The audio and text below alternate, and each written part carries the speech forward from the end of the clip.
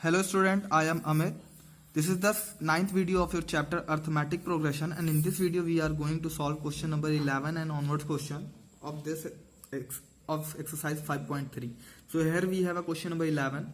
If the sum of first n term of an AP is 4n minus n square, आपको n term का जो sum given है वो 4n minus n square given है. What is the first term? आपको first term बताना है. That is S1. First term को S1 बोलेंगे, अभी देखेंगे कैसे. What is the sum of first two term का सम बताना है. What is the second term, फिर सेकेंड टर्म बताना है. Similarly find third, tenth and nth term. ठीक है, क्वेश्चन में आपको Sn टर्म गिवन है, sum of n term given है 4n माइनस n स्क्वायर. आपको फर्स्ट टर्म बताना है विच इज S1, फिर आपको सेकेंड टर्म बताना है और सम ऑफ सेकेंड टर्म बताना है, फिर आपको third term, tenth term and nth term की वैल्यू फाइंड आउट करनी है. सो आपको Sn गिवन है 4n माइनस n स्क्वायर. सो S1 की वैल्यू क्या हो जाएगी, आप यहाँ पे n की जगह 1 पुट कर दो तो S1 निकल आएगा कि नहीं निकल आएगा. यहाँ पे Sn गिवन है तो n की जगह अगर 1 पुट कर देंगे तो S1 निकल आएगा. So 4 into 1 minus 1 square we get 4 minus 1 square means 4 minus 1 3 which is equal to a, जिसको हम फर्स्ट टर्म बोलते हैं A1. दोनों एक ही चीज है. ठीक है, फर्स्ट टर्म को ही A1 क्यों बोलेंगे, जरा इसको देखिए. मान लीजिए आपके पास कोई टर्म किसी एपी में 3 है, मान लीजिए एक ही टर्म है 3, तो फर्स्ट टर्म ही जितना फर्स्ट टर्म होगा उतना ही तो सम होगा. अगर हम कहें कि इस एपी का सम करिए तो एक ही टर्म है तो केवल एक ही टर्म तो आप बोलोगे कि 3 है. ठीक है, और अगर इसका फर्स्ट टर्म बोले तब भी आप बोलोगे 3 है. बोलेंगे सम कितना है तब भी बोलोगे 3 है, और फर्स्ट टर्म पूछेंगे तब भी आप बोलोगे 3 है. तो फर्स्ट केस के लिए तो सम और फर्स्ट टर्म सेम ही होगा ना. तो वही यहाँ पे बोला है कि S1 आपने निकाल लिया और वही फर्स्ट टर्म या A1 होगा. ठीक है, अब आपसे पूछा है what is the sum of first two term. First two term का सम कितना होगा, तो n की जगह 2 डाल देंगे तो फर्स्ट टू टर्म का सम निकल आएगा. तो S2 क्या आ जाएगा, 4 into 2 minus 2 square, 4 into 2 8 minus 2 square 4, 8 minus 4 we get 4. Okay, so ये S2 आ गया, यानी sum of first two term. Sum of first two term. A2 क्या होगा, A2 निकालने के लिए हम जो फॉर्मूला का यूज करते हैं सम के लिए, वो अगर A2 निकालना है तो आप S2 माइनस S1 करोगे. अगर S10 पूछा होगा तो S10 माइनस S9 करोगे. इस तरीके से कंसेक्यूटिव सम से डिफरेंस कर लेते हैं. तो A2 निकालना है तो आप S2 माइनस S1 करोगे. अभी हम समझाते हैं इसको भी. तो S2 की वैल्यू आपको 4 है, यहाँ पे आपने देखा अभी आपने निकाला है, और S1 आपने निकाला था 3. सो 4 माइनस 3 वी गेट 1. इसको देखिए क्यों ये फॉर्मूला एप्लीकेबल है. आपको पता है कि फर्स्ट टर्म आपका कितना आया 3, और फर्स्ट टर्म या सम ऑफ फर्स्ट टर्म बोले इतना ही है. Sum of first two term कितना आया आपके पास, 4 आया सम ऑफ फर्स्ट टू टर्म. ठीक है, तो अगर आप यहाँ पे ऐसे देखो, इस तरीके से मत देखो. अगर फर्स्ट टर्म आपका इतना है, सेकेंड टर्म क्या होगा, सेकेंड टर्म क्या होगा, और सम गिवन है. तो फर्स्ट के लिए सम तो 3 था, और फर्स्ट सेकेंड टर्म के लिए जो सम गिवन है, फर्स्ट सेकेंड टर्म के लिए जो सम गिवन है वो गिवन है आपको 4. कितना गिवन है, 4. तो यहाँ पे मानी बात है क्या होगा, वैल्यू 1 होगी ना. जब ये 1 होगी तभी तो 3 1 4 आएगा. तो समझ में आया. तो सेकेंड टर्म आपका मस्ट भी 1 ही होगा, और जो यहाँ पे प्रूव भी हो गया है. यहाँ पे देखिए आप सेकेंड टर्म 1 आया. ठीक है, तो आपको इतना दिमाग नहीं लगाना है. आपको सिंपल फॉर्मूला ध्यान रखना है कि आप A2 अगर आप निकालोगे तो कैसे निकालोगे, S2 माइनस S1. ठीक है, कोई भी टर्म निकालना है तो आप कंसेक्यूटिव सम का डिफरेंस लोगे, वो टर्म की वैल्यू लोगे और एक उससे जस्ट पहले प्रीसीडिंग टर्म से माइनस कर दोगे. So 4 minus 1 1. अब आपसे पूछा है third term, sum of third term नहीं पूछा है, थर्ड टर्म पूछा है. तो थर्ड टर्म निकालने के लिए आपको S3 तो निकालना ही निकालना पड़ेगा और S2 निकालना पड़ेगा. तो S3 आपको 4 इंटू 3 माइनस 3 स्क्वायर, इसमें 3 पुट कर दीजिए. तो 4 इंटू 3 माइनस 3 स्क्वायर, 4 3 जा 12, 12 minus 9 we get 3, we get 3. तो S3 आ गया 3, और S2 आपने देखा था 4 आया था. तो 3 minus 4 we get minus 1. Third term आ गया. अब आपसे पूछा है टेंथ टर्म, आपसे पूछा है टेंथ टर्म. तो टेंथ टर्म निकालने के लिए क्या निकालना पड़ेगा हमको, आप इसी फॉर्मूले से देखिए. अगर थर्ड टर्म पूछा था तो S3 S2 निकाला, टेंथ टर्म निकालना है तो आपको S10 और S9 निकालना पड़ेगा. S10 और S9. तो S10 देखिए कितना, S10 तो n की जगह 10 पुट कर दीजिए. 4 into 10 minus 10 square, 4 into 10 minus 10 square. So 4 10 4 जा 40 minus 10 square 100, 40 minus 100 we get minus 60. S9 हमने यहाँ पे निकाला है। A10 कैसे डिफाइन करेंगे, A10 equal to S10 minus S9। S10 हमने निकाल लिया -60। S9 क्या होगा, यहाँ पे n की जगह 9 रख दीजिए, तो 4 into 9 minus n square means 9 square. 4 9 जा 36 माइनस 9 स्क्वायर 81, माइनस करेंगे we get -45 and -45 minus +45 +45 minus 60 we get -15। तो आपका 10th टर्म आ जाएगा -15। ठीक है, अब लास्ट में आपसे पूछा है nth term, sum of nth term नहीं पूछा, वो तो आपको गिवन है, आपसे nth टर्म पूछा। तो nth टर्म निकालने के लिए क्या करेंगे, Sn माइनस Sn माइनस 1, तो Sn हमको पता है, Sn माइनस 1 निकाल लेते हैं। तो यहां पर Sn माइनस 1 निकालने के लिए क्या करेंगे, n को n माइनस 1 से रिप्लेस कर देंगे। तो 4 n की जगह पे n minus 1 minus n square था, तो यहाँ पे n की जगह पे n माइनस 1 रिप्लेस करा दिया। 4 इंटू माइनस 1 माइनस 4, यहाँ पे फॉर्मूला ब्रैकेट ओपन ही कर दीजिए, तो a square minus b square, a square plus b square minus 2ab, so n square plus 1 square minus 2n, bracket open करेंगे आप, 4n minus 4 minus plus minus n square minus plus minus 1 minus minus plus 2n। अब यहाँ पे देखिए आप, minus n square 4 और 2 6n और minus 4 और माइनस 1 माइनस 5, तो Sn माइनस 1 आपका आ गया n square plus 6x minus 5। अब आपको an निकालना है, तो an कैसे निकलेगा, Sn minus Sn minus 1। Sn की वैल्यू आपको 4n minus n square given है, क्वेश्चन में यही तो गिवन है, 4n माइनस n स्क्वायर, तो वो वैल्यू पुट कर दी, minus Sn minus 1, Sn minus 1 इसकी वैल्यू ये है, Sn माइनस 1 की वैल्यू ये है ना, तो उसकी वैल्यू आप पुट कर दो, माइनस n स्क्वायर, ब्रैकेट में माइनस लिख दीजिए क्योंकि आप माइनस से आपका कंफ्यूजन होगी, तो ब्रैकेट लिख लिया, minus n square plus 6n minus 5। अब आप ब्रैकेट ओपन करोगे, minus minus plus n square minus plus minus 6n और माइनस माइनस प्लस 5। अब यहाँ पे देखिए आप, plus minus n square plus n square cancel out, 4n minus 6n minus 2n plus 5, तो इसको आप माइनस 2n प्लस 5 बोलो या 5 माइनस 2n बोलो, सेम थिंग है। ठीक है, सो an की वैल्यू आ गई आपकी 5 माइनस 2n। ठीक है, तो ये आपका थर्ड टर्म, 10th टर्म और nth टर्म निकल आया। अब आप वेरीफाई करना चाहो तो वेरीफाई भी कर सकते हो, आपका nth टर्म निकल आया ना, आप देखो आपका 10th टर्म सही आया था कि नहीं सही आया है, तो यहाँ पे n की जगह 10 पुट करेंगे हम, तो 5 माइनस 2 इंटू 10 मीन्स माइनस 15। आप देखिए 10th टर्म आपका माइनस 15 आ रहा था। ठीक है, तो वेरीफाई कर सकते हैं कि आपका nth टर्म सही आया है कि नहीं आया है। Move to the question number 12. Find the sum of first 40 positive integer divisible by 6. First 40 positive integer का सम लेना है आपको, जो 6 से डिविजिबल है, जो 6 से डिविजिबल है। तो हम ये अगर हम एपी बनाएंगे, आप देखेंगे एपी ही बनेगी क्योंकि कॉमन डिफरेंस 6 है, सब क्योंकि सब 6 से डिविजिबल है। तो आपका नंबर होगा 6, क्योंकि फर्स्ट 40 पॉजिटिव इंटीजर बोला है, तो पहला पॉजिटिव इंटीजर कौन सा होगा जो 6 से डिविजिबल होगा, 6 ही होगा। दूसरा 12, third one 18 and so on करेंगे तो लास्ट वन कितना आएगा, जो 40th नंबर पे आएगा 240 आएगा। सो यहाँ पे ए हो गया 6, डी हो गया 6 डी क्यों है, आप यहाँ पे देखो, यहां से भी देख सकते हो 6 आ रहा है डी की वैल्यू, ये देखो यह डिविजिबल बाय 6, ये भी गिवन है डी की वैल्यू। एल 240 है। Sn आपको कैलकुलेट करना है कि अगर हम इनको सम कर रहे हैं, अब देखो आप 12 6 18, फिर 18 18 36, फिर 24 से ऐड करेंगे, फिर इसी तरीके से आगे ऐड करेंगे, तो इन सब को ऐड कर देंगे तो क्या वैल्यू आएगी, तो वही पूछा है आपसे Sn की वैल्यू। तो Sn का आपको फॉर्मूला पता है, 2-3 फॉर्मूले पता है, लेकिन हमको L गिवन है तो L वाला फॉर्मूला लगा लेंगे, n/2 a plus L। Okay, n की जगह 40 है, 40/2, a की जगह 6 है, L की जगह 240, 246, 2 cancel 40 we get 20 into 246 we get 4920। तो आपको फर्स्ट 40 पॉजिटिव इंटीजर का सम निकल के आ गया 4920 विच इज डिविजिबल बाय 6, जो कि 6 से डिविजिबल है सारे के सारे number.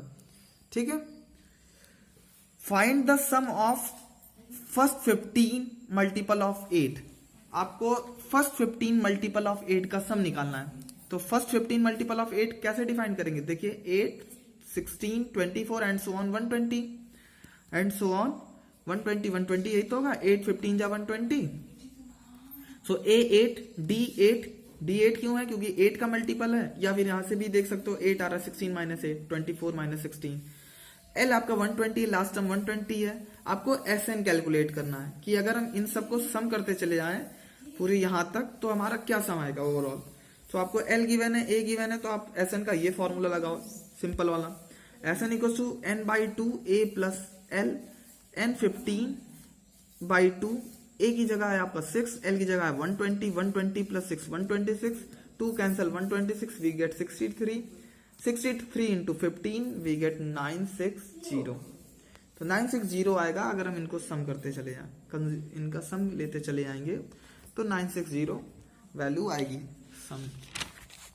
Question number 14, find the sum of odd numbers between 0 and 50। 50 और 0 के बीच में जितने भी ऑड नंबर हैं उनका आपको सम कैलकुलेट करना है कि उनको हम उन सारे ऑड नंबर को अगर हम सम करें तो वैल्यू क्या आएगी, उसका सम क्या आएगा। तो आप यहाँ पे देखिए 0 से 50 के बीच में ऑड नंबर ऐसे तो डिफाइन करेंगे 1 3 5 and so on 49। So A1 D2 है, आप देखो D2 आ रहा है, और L 49 है, L क्या है 49 है। तो एक तरीके से देखो यहाँ पे कितने टर्म होंगे, 25 टर्म होंगे। अगर आप नहीं निकाल समझ पा रहे हो कि 25 टर्म होंगे कि कितने होंगे, तो आप पहले L की वैल्यू लगा करके आप N निकाल लो। So L equal to A plus N minus 1 into D। L की जगह पे 49 A1 है, plus N minus 1 into 2 D2 है। अब 1 left hand side 48, N minus 1 equal in cross 2 divide में 24, N minus 1 equal to 24, N equal to 24 plus 1 25। तो आपको यहां से यहां तक कितने टर्म हो जाएंगे, टोटल 25। अब टर्म्स की वैल्यू निकल आई तो आपको सब निकल आएगा फिर आपका। तो SN का फॉर्मूला लगा दीजिए, SN equal to n/2 A plus L। तो N 25 है, so S 25 equal to 25/2, A 1 है और D आपका लास्ट टर्म है 49। तो 49 plus 1 50, 25/2 into 50, 2 cancel 50, we get 25 into 25 cross 25 we get 625। तो ये क्वेश्चंस थे जो 2-3 क्वेश्चन मैंने लास्ट में किए हैं, कि कुछ अरेंजमेंट थे आपका, कुछ नंबर्स दिया था, कुछ डिविजिबल बाय 6 था, कुछ 8 आके आएगा, कुछ मल्टीपल्स के टर्म में था, कुछ ऑड इवन नंबर के टर्म में आएगा। तो आप कैसे करोगे, क्या अप्रोच यूज करोगे, इस टाइप का अप्रोच यूज करोगे, ठीक है। Now move to the question number 15। Question number 15 देखिए जरा। A contractor on construction job, एक कोई कॉन्ट्रैक्टर है जो कंस्ट्रक्शन जॉब स्पेसिफाई कर रहा है, उसकी जो पेनाल्टी है डिले होने की, अगर वो काम में डिले कर रहा है, completion beyond a certain date. जैसे किसी कॉन्ट्रैक्टर को कोई काम मिला हुआ है, तो अगर वो काम अगर वो टाइम पे नहीं करता है, टाइम से बियॉन्ड करता है, तो उसके ऊपर पेनाल्टी होगी। वो पेनाल्टी कैसी होगी, 200 फॉर फर्स्ट डे के लिए 200 रुपीज है, 250 for second, 300 for third, and same penalty रहेगी फॉर सक्सीडिंग डेज के लिए। मीन्स हर दूसरे दिन आपकी पेनाल्टी 50 रुपीज बढ़ती चली जा रही है, हर दूसरे दिन आपकी पेनाल्टी 50 रुपीज बढ़ती चली जा रही है। तो कह रहा है कि how many money the contractor has to pay as penalty if he has delay the work by 30 days. तो कितना रुपए उसको पेनाल्टी के तौर पे देना होगा अगर वो अपने काम को 30 डे डिले कर दे। तो आप यहाँ पे देखो जो पेनाल्टी है वो AP का फॉर्म कर रही है। आप देखो फर्स्ट डे उसको 200 रुपीज देना था, तो सेकेंड डे 250 रुपीज देना था, थर्ड डे 300 रुपीज। तो ये जो पेनाल्टी है डिले होने की वो AP फॉर्म कर रही है। तो यहाँ पे मैंने वही लिखा है, here penalty for delay forms AP का फॉर्मेशन कर रही है। सो 200 क्रॉस 250 क्रॉस 300, मतलब सॉरी क्रॉस कर रहे हैं 200, 250, 300 एंड सो ऑन। सो यहाँ पे A की वैल्यू आपकी 200 हो जाएगी, D हो जाएगा 50। आप देखो 50 रुपीज का हर दिन आपकी पेनाल्टी बढ़ रही है। अगर वो 30 दिनों तक डिले कर दे तो आपको कितना रुपए, उस कॉन्ट्रैक्टर को कितना रुपए पे करना होगा। तो देखिए अगर वो 2 दिन केवल डिले करता तो कितने रुपए पे करना पड़ता, 250 तो नहीं करना होता ना, 200 प्लस 250 मीन्स 450 पे करना होता। अगर वो 3 दिन मतलब 3 डे तक केवल डिले करता तो कितना रुपए पे करना होता, 300 प्लस 200 500 प्लस 250 750। तो अगर वो 3 दिन तक केवल डिले करता तो उसे 750 रुपीज पे करने होते। तो ना उसने 2 दिन डिले किया ना 3 दिन, उसने 30 दिन डिले किया। तो 30 दिन मतलब आपको सम निकालना है 30 डे के लिए। सो Sn का फॉर्मूला लगाइए n/2 2a + n-1 × d। आपको सब कुछ वैल्यू गिवन है। n की जगह 30 तो 30/2, 2a की जगह 200, n की जगह 30 - 1 इंटू d की जगह 50। आपको पता है d 50 है क्योंकि हर दिन 50 रुपये बढ़ रहा है penalty. 2 cancel 30 we get 15, 2 into 200 we get 400, 30 - 1 29, 29 into 50 we get 1450, 1450 add with 400 we get 1850 which is multiplied by 15. After multiplying we get 27750 rupees. Multiply करने के बाद हमको इतने रुपए मिलेंगे आएंगे मतलब। तो उस कॉन्ट्रैक्टर जिसने अपना काम 30 डे तक डिले किया है उसको at the last as a penalty इतने रुपीस को पे करना होगा। Okay, move to the question number 16। A sum of ₹700 is to be used to a given 7 cash prizes। 700 rupees को यूज किया जा रहा है 7 कैश प्राइज के तौर पे। उस 700 रुपीस को आपको 7 कैश प्राइज में डिस्ट्रीब्यूट करना है to the students of a school, किसी स्कूल के बच्चों को for their overall academic performance, उनके एकेडमिक परफॉर्मेंस के लिए।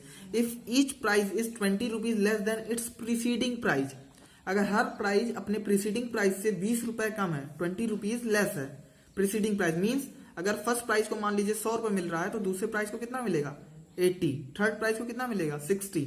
इस तरीके की वैल्यू बता रहा है कि हर प्राइज अपनी प्रीसीडिंग प्राइस से 20 रुपीज लेस है। Find the value of each prize, आपसे हर प्राइस की वैल्यू पूछी है कि हर प्राइस की वैल्यू क्या होगी। तो देखिए इसमें क्या करेंगे, जो लास्ट प्राइज है या 7th प्राइज है, देखिए 7 कैश प्राइज है, तो जो लास्ट प्राइज है या 7 प्राइज है उसको मैंने एक्स सेलेक्ट कर लिया x रुपीज। तो 6 प्राइज क्या हो जाएगा आपका x + 20, क्योंकि हर प्राइज अपने प्रीसीडिंग प्राइस से 20 रुपीज कम है ना, इसका मतलब उसका सक्सीडिंग प्राइस उससे 20 रुपए ज्यादा है। उसका सक्सीडिंग प्राइस उससे 20 रुपए ज्यादा है या उसका प्रीसीडिंग प्राइस 20 रुपए कम है। ठीक है, यहाँ पे देखिए जो लास्ट प्राइस है x, तो 6 प्राइस कितना हो जाएगा x + 20, यानी जो इसका सक्सीडिंग, आप यहाँ पे देखो ये इसका क्या हो जाएगा, ये इसका सक्सीडिंग प्राइस है, ये इसका सक्सीडिंग प्राइस है। ठीक है, इसका ये सक्सीडिंग प्राइस है तो ये 20 रुपीज लेस हो जाएगा और ये 20 रुपीज ज्यादा हो जाएगा। तो लास्ट प्राइस x है और 6 प्राइस आपका x + 20 है। 5th प्राइस क्या हो जाएगा x + 20 और उससे 20 रुपीज ज्यादा, तो x + 40 एंड सो ऑन। इसी तरीके से करेंगे हम। तो फर्स्ट प्राइस कितना हो जाएगा x + 120, x + 120। इसी तरीके से आप बढ़ाते चले जाएंगे तो आप देखोगे लास्ट में फर्स्ट प्राइस आपकी x + 120 रुपीज आएगी। ठीक है, तो ये आपका प्राइस डिस्ट्रीब्यूशन हो गया। अब आप देखिए ये जो कैश प्राइस है एपी को फॉर्म कर रही है, x + 20, x + 40, देखिए 20 का डिफरेंस आ रहा है ना सब जगह, तो एपी को फॉर्म करिए विद d 20, कॉमन डिफरेंस 20। तो x + 20, x + 40 and so on x + 120। ए आपका यहाँ पे x है, d 20 है, d आपको पता है 20 है, S7 सम, अगर हम इनका सम कर लें इन प्राइस का तो ये सम कितने के इक्वल है 700 के इक्वल है।